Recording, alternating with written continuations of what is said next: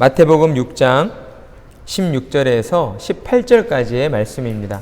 마태복음 6장 16절에서 18절까지의 말씀입니다. 마태복음 6장 16절에서 18절까지의 말씀을 제가 봉독하겠습니다.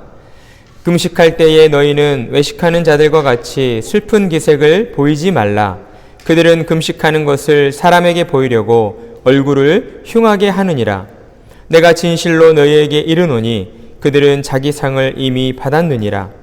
너는 금식할 때에 머리에 기름을 바르고 얼굴을 씻으라. 이는 금식하는 자로 사람에게 보이지 않고 오직 은밀한 중에 계신 내 아버지께 보이게 하려 함이라. 은밀한 중에 보시는 내 아버지께서 갚으시리라. 아멘. 지난 주일에 들었던 우리 말씀을 함께 생각해 보겠습니다. 예수님께서 우리에게 기도의 모범이 되는 주기도를 가르쳐 주셨습니다.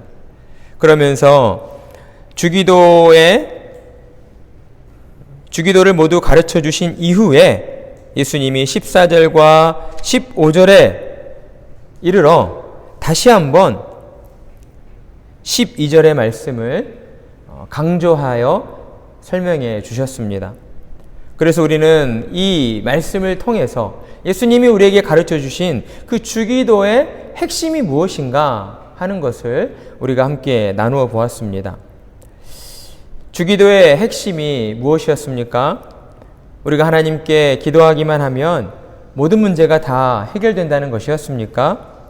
아니면 하나님께 기도하면 우리의 먹고 사는 문제가 모두 해결되고 또 우리가 소원하는 모든 일들이 다 이루어진다는 것이었습니까? 그렇지 않았습니다. 예수님께서 주기도를 통해 믿는 자들에게 가르쳐 주신 그 핵심이 되는 내용은 우리가 하나님 앞에서 얼마나 큰 죄인인가 하는 것과 하나님께서 우리에게 얼마나 큰 죄의 용서의 은혜를 베풀어 주셨는가 하는 것이었습니다. 그러니 성도는 예수님이 가르쳐 주신 기도의 모범을 따라 기도할 때마다 항상 두 가지를 기억하고 기도해야 하는 것입니다. 첫째는 우리 자신이 하나님 앞에서 얼마나 큰 죄인인가를 기억하는 것입니다. 우리는 우리 스스로의 힘과 능력으로 죄 용서받을 수 없었고 구원받을 수 없는 그런 비참한 상태에 놓여 있던 존재였습니다. 그런데 하나님께서 우리에게 은혜를 베풀어 주셨죠. 오직 하나님의 은혜 때문에 우리는 죄 용서받게 되었고 구원받을 수 있게 되었습니다. 그리고 하나님께로부터 구원받은 그 이후에 우리가 죄인이라는 사실은 거듭난 이후에도 여전히 우리 가운데에 놓여 있다는 사실입니다. 때문에 우리를 지켜주시는 하나님의 은혜가 없다면 우리는 매일 사탄의 거짓 유혹에 속아 넘어지고 마는 것이죠. 그래서 성도는 항상 기도할 때마다 자신이 죄인이라는 사실을 늘 기억해야 하고 또한 모든 일에 있어서 하나님께 은혜를 구하며 나아가야 하는 것입니다. 그리고 두 번째로 기억해야 할 것은 하나님께서 그리스도를 통하여 우리의 모든 죄를 용서해 주셨다라고 하는 사실입니다. 하나님은 우리를 죄에서 구원하시기 위해 독생자 예수 그리스도를 희생 제물이 되게 하셨습니다. 그리스도께서 십자가에서 속량하신 그 죄값은 인류의 시간을 초월하여 모든 인류의 모든 죄를 갚고도 남을 만큼의 값어치였다라고 할 수 있습니다. 그리스도의 십자가 공로 때문에 우리는 하나님의 자녀가 되었고 천국을 기업으로 소유한 자들이 되었습니다. 따라서 성도는 이 땅을 사는 동안 오직 예수 그리스도를 믿는 믿음으로 살아가야 하는 것입니다. 예수 그리스도를 의지하여 날마다 우리의 죄 용서를 위해 기도해야 하고 더 나아가 우리에게 잘못한 사람을 용서해 주며 살아야 하는 것입니다. 이것을 한마디로 요약한다면 이것이 바로 하나님을 영화롭게 해드리는 일이다 라고 할 수 있습니다. 무슨 일이라고 할 수 있다고요? 하나님을 영화롭게 해드리는 일. 하나님은 믿는 자들에게 이 땅을 사는 동안 지켜야 할 계명으로 10계명을 우리에게 주셨습니다. 그리고 우리가 예배를 통해 함께 낭독했던 것처럼 10계명은 크게 두 가지 계명으로 요약할 수가 있습니다. 첫째는 우리 마음을 다하고 목숨을 다하고 뜻을 다하여 주 너의 하나님을 사랑하라는 것이죠. 그리고 둘째는 무엇입니까? 둘째는 내 이웃을 내 자신같이 사랑하라는 것입니다. 그런데 사실 하나님께서 우리에게 주신 10계명을 요약해서 예수님께서 크게 두 개의 계명으로 요약해 주셨는데 이것은 본래 하나의 계명이라고 할 수가 있습니다. 그것은 바로 하나님을 사랑하라는 계명입니다. 그렇다면 예수님께서는 둘째 되는 이웃사랑의 계명을 우리에게 왜 주셨을까? 그것은 바로 하나님을 사랑하는 방법을 우리에게 가르쳐 주신 것이라고 할 수가 있습니다.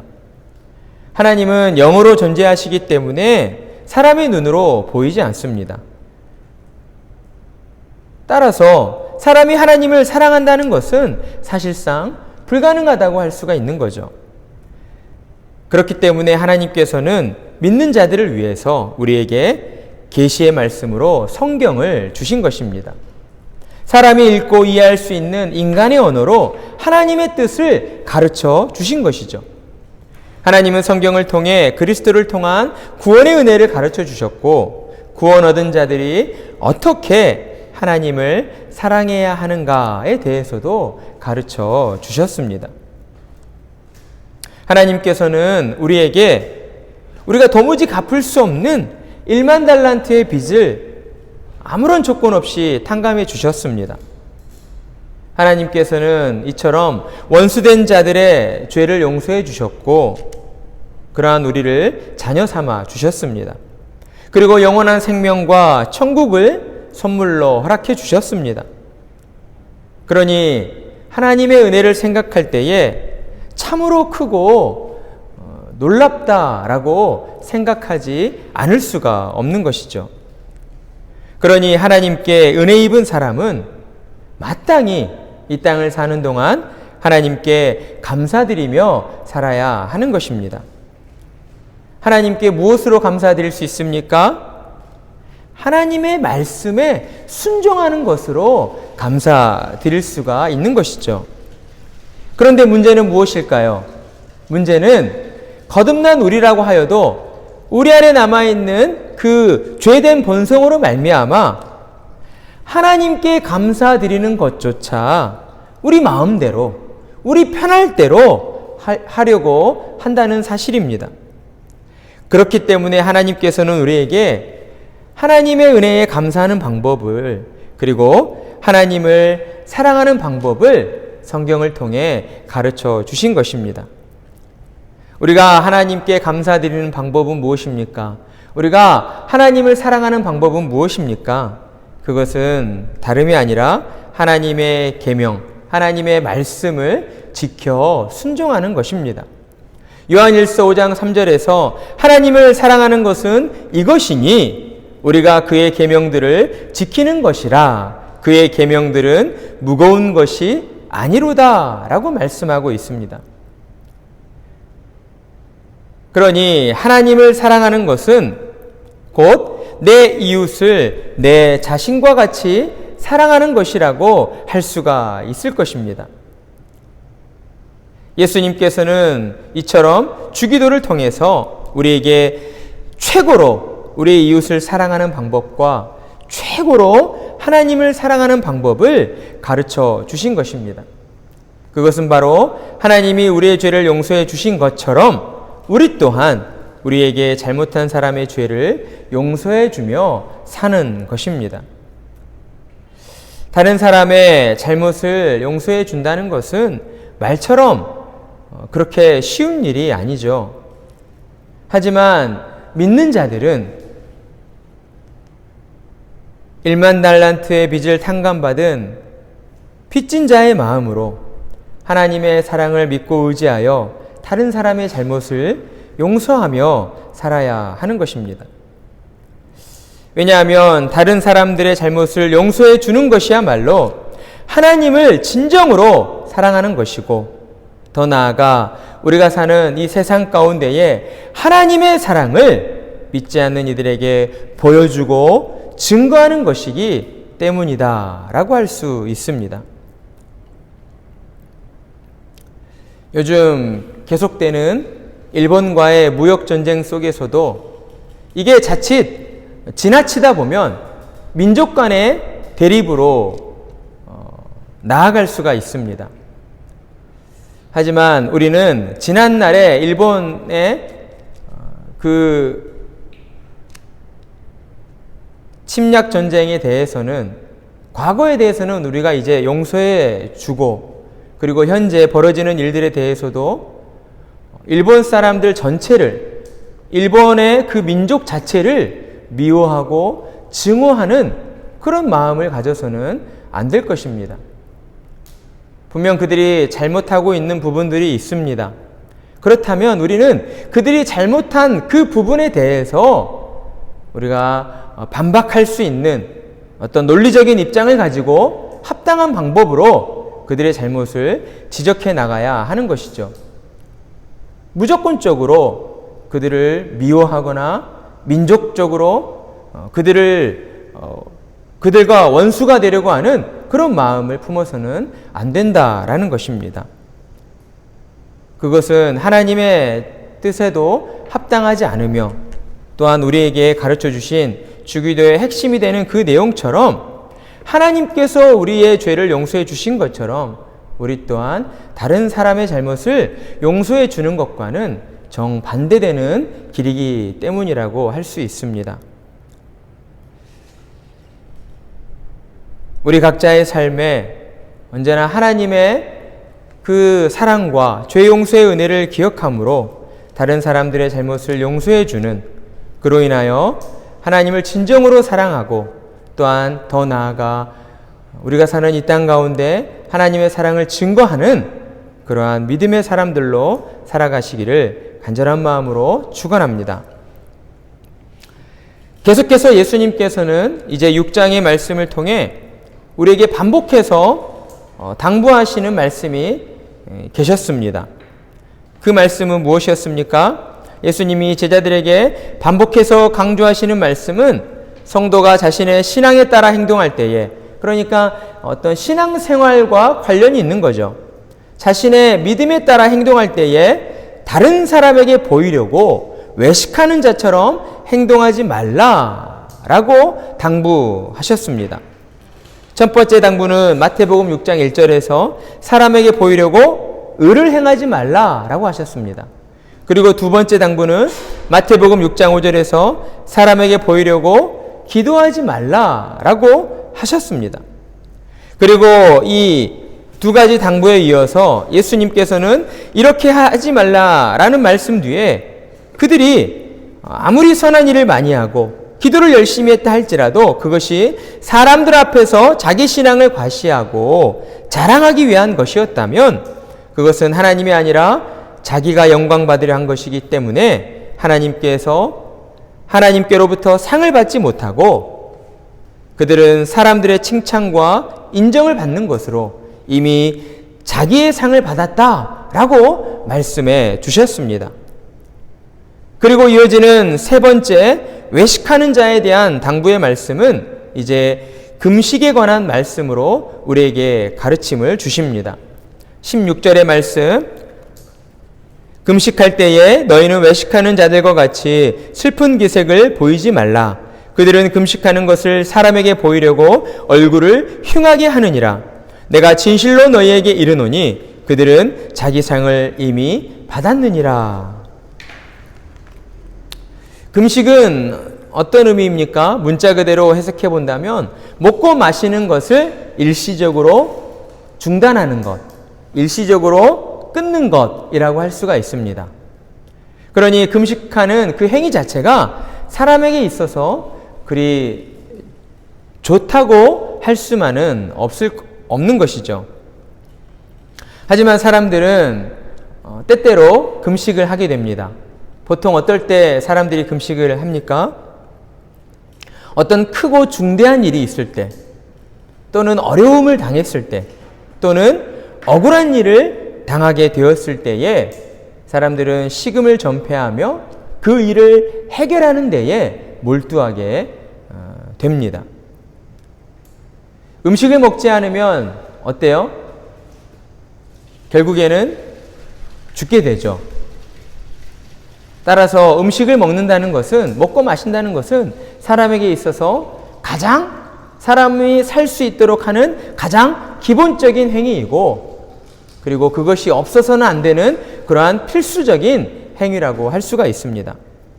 그럼에도 불구하고 사람들이 때때로 금식을 행한다는 것은 자신의 생명을 걸고서라도 내가 죽으면 죽으리라 어떤 그런 마음으로 내게 닥친 그 문제들을, 그 일들을 반드시 해결하고야 말겠다는 강한 의지가 담겨져 있다고 할 수가 있을 것입니다. 따라서 믿지 않는 사람들이 금식을 행할 때에는 금식을 행할 수밖에 없는 그 긴박하고 그 중대하고 그 어려운 상황 때문에 어때요?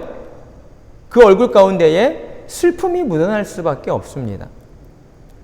어두운 표정이 드러날 수밖에 없는 거예요.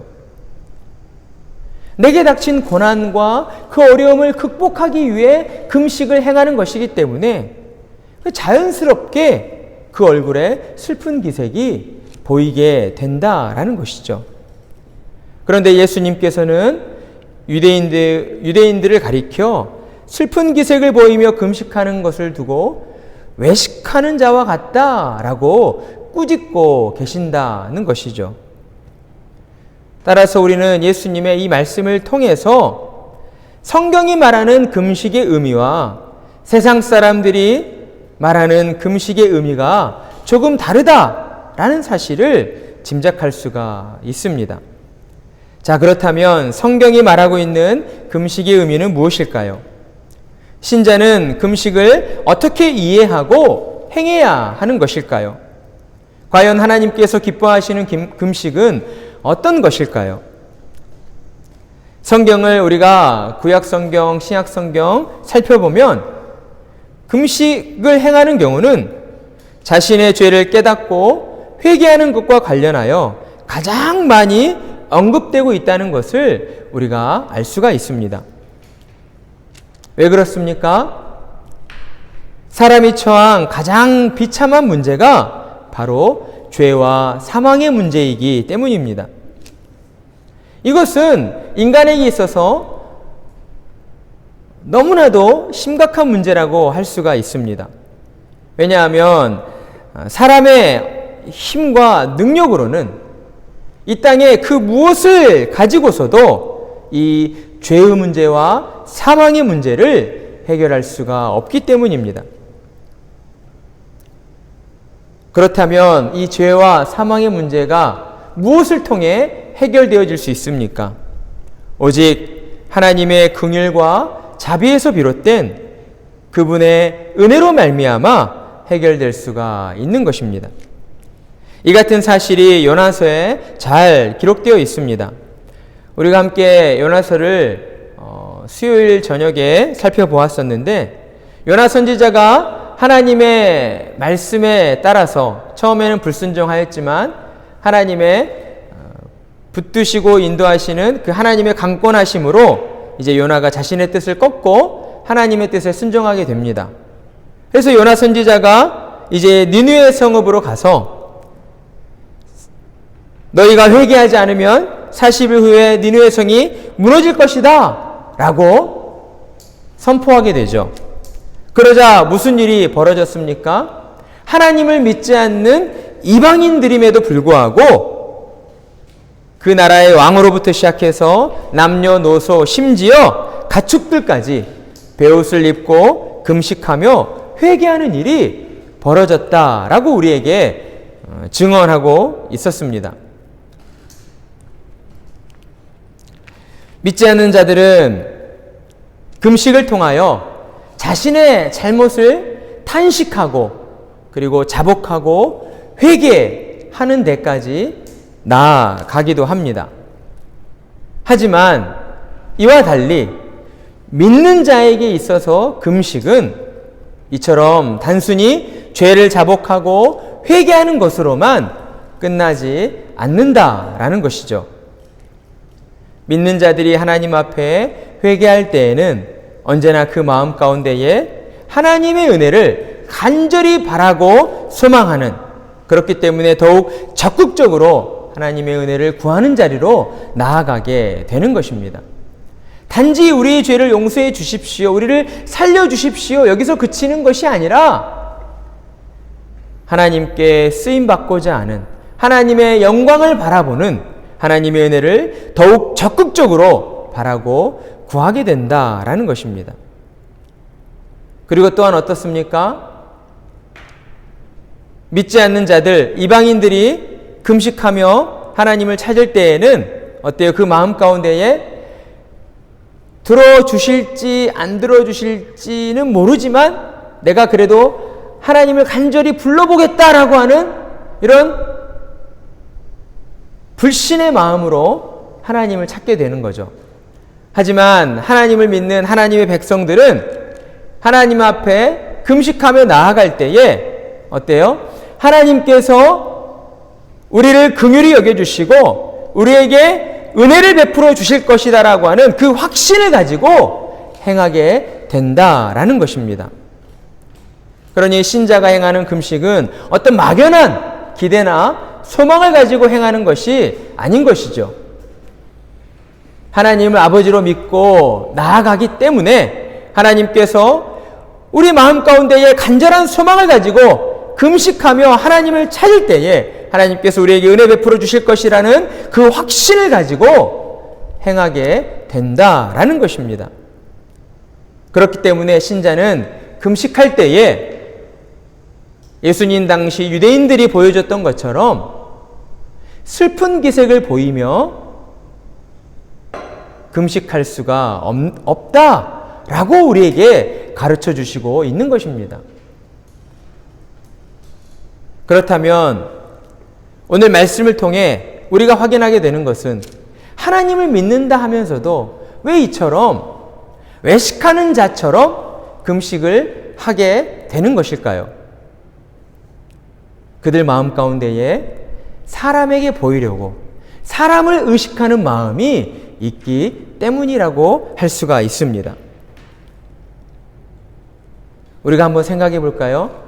믿지 않는 자들이 어떤 문제를 해결하기 위해서 만약에 자신이 어떤 잘못을 저질렀어요.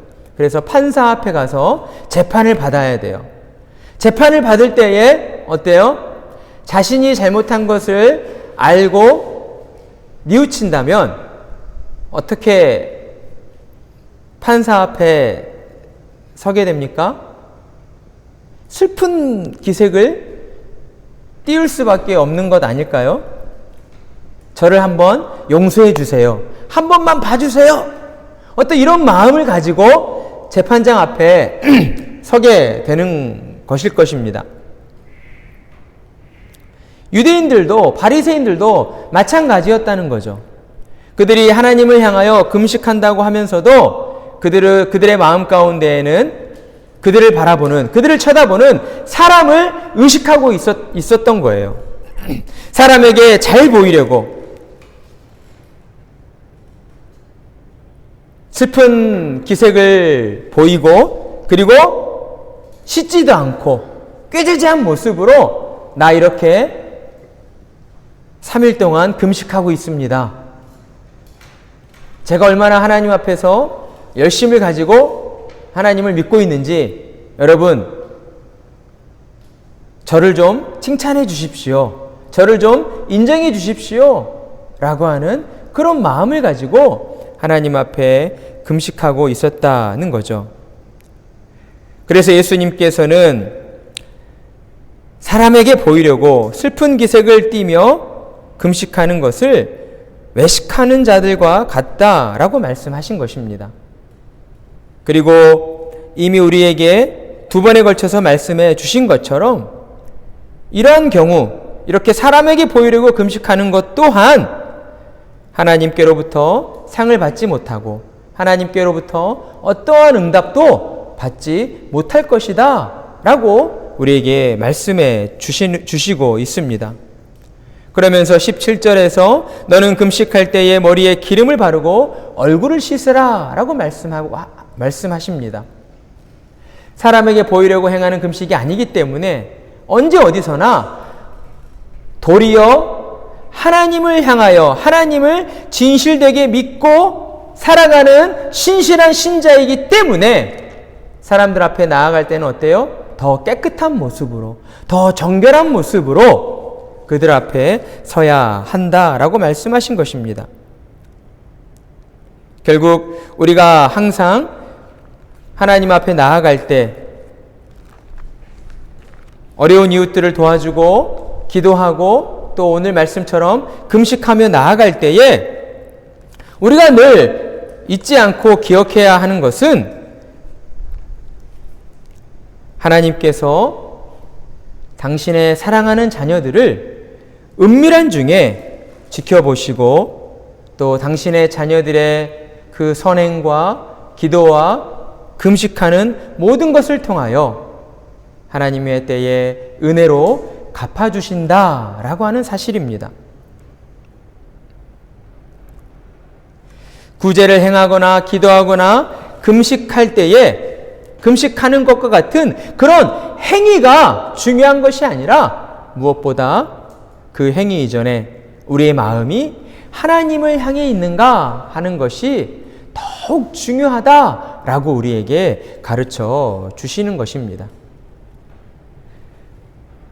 따라서 우리는 오늘 말씀을 통해서 그리고 6장을 통해서 계속해서 우리에게 강조해 주신 사람에게 보이려고 외식하지 말라라고 하신 이 말씀들의 그 교훈이 우리에게 어떻게 적용되어야 할 것인가를 우리는 생각해 보아야 할 것입니다. 우리는 때로 하나님을 믿는다고 하면서 우리의 마음보다는 우리의 행위가 앞서는 것으로 믿는 바의 도리를 다했다라고 생각할 때가 있습니다. 하나님 앞에 나아가서 기도했으니까, 주일에 예배 드렸으니까, 내가 나쁜 짓은 하지 않았으니까 이런 마음들로 우리 스스로를 의롭다 여기고 하나님 앞에 나아가는 것을 너무나 당연하게 여길 때가 종종 있다라는 것이죠. 그런데 예수님께서는 우리에게 우리의 행함이 아니라 하나님을 향한 우리의 마음이 중요하다라고 가르쳐 주십니다. 따라서 우리는 모든 일들을 행함에 있어서, 특별히 신앙생활을 행함에 있어서, 신앙적인 모든 일들을 행함에 있어서 우리의 마음의 상태를 먼저 잘 살펴야 하는 것입니다.